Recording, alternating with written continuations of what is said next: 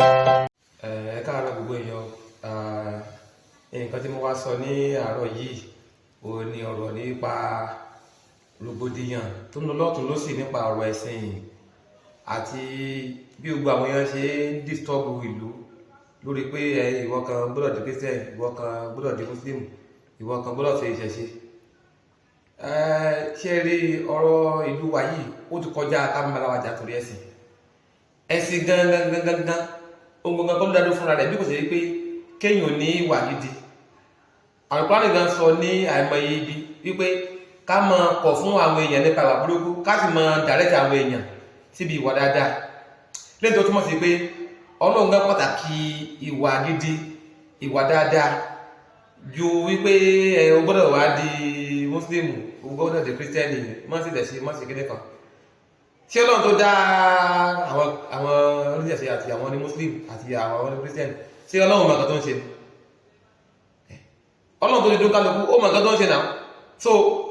òun sọ fún mi wípé Ọlọ́run mọ̀ nǹkan tó ń ṣe nìyẹn tó fi dá gbogbo religions wà láyé yìí síbẹ̀. Ìwọ ló wá fẹ́ bá Ọlọ́run correct nǹkan tó yẹ kó ṣe, àbí ó fẹ́ bá correct ẹ̀ láti mọ̀ sàwọn èèyàn dé Muslim.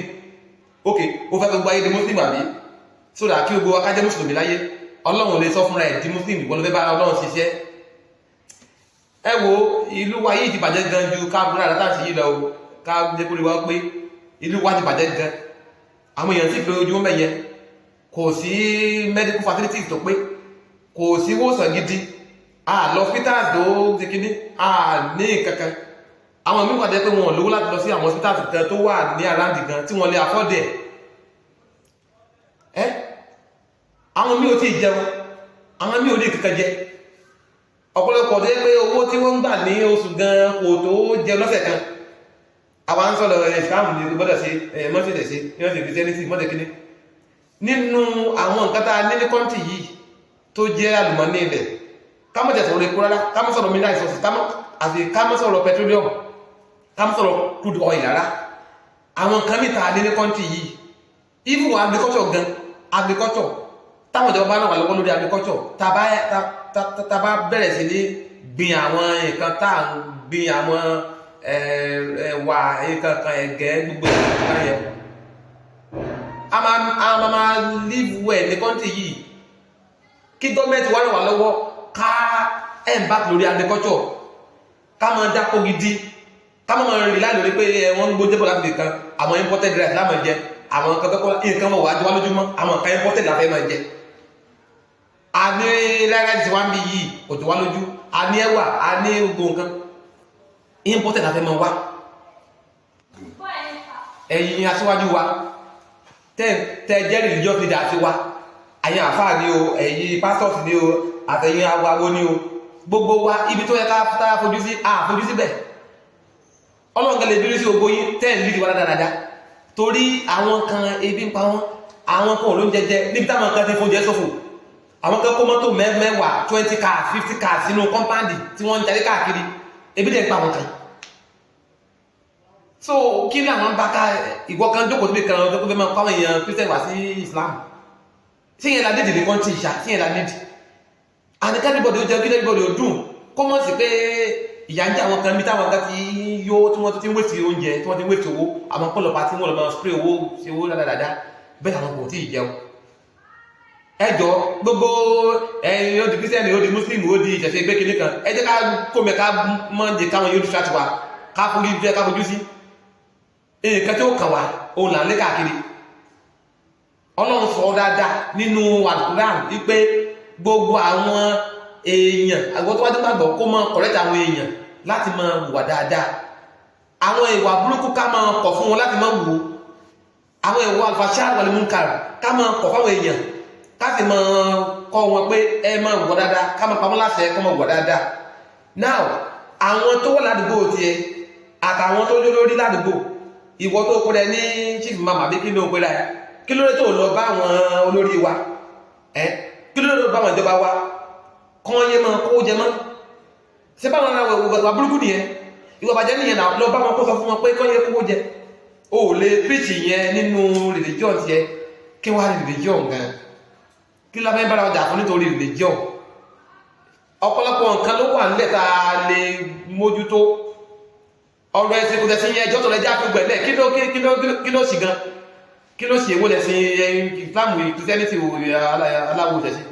ìwọ tó fẹ́ sí Islam ti Islam ẹ̀ ìwọ tó fẹ́ sí Christianity ṣe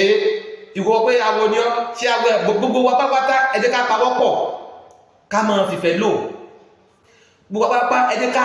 jẹ́ kí ìfẹ́ kó jọba ju ẹ̀sìn lọ ìfẹ́ òun ni yóò lè kárí ara bí kankan náà ni yóò lè kárí ara bí pé a jọ wá láti ilẹ̀ kankan náà nílẹ̀ Yorùbá ní gbogbo wa ti wá àwọn tó wá láti ilẹ̀ òkèèrè lọ́nà tí ṣe Yorùbá a lè ra bí èèyàn tó ké o èmi wá láti ilẹ̀ Yorùbá ìwọ wá láti ilẹ̀ bòmí gbogbo wa tá èèyàn ni wá èèyàn rárá síra wa ẹ jẹ́ ká mọ̀ wà tó dáa ká dẹ̀ nífẹ̀ẹ́ ara wa tó bá wà tó dáa sí mi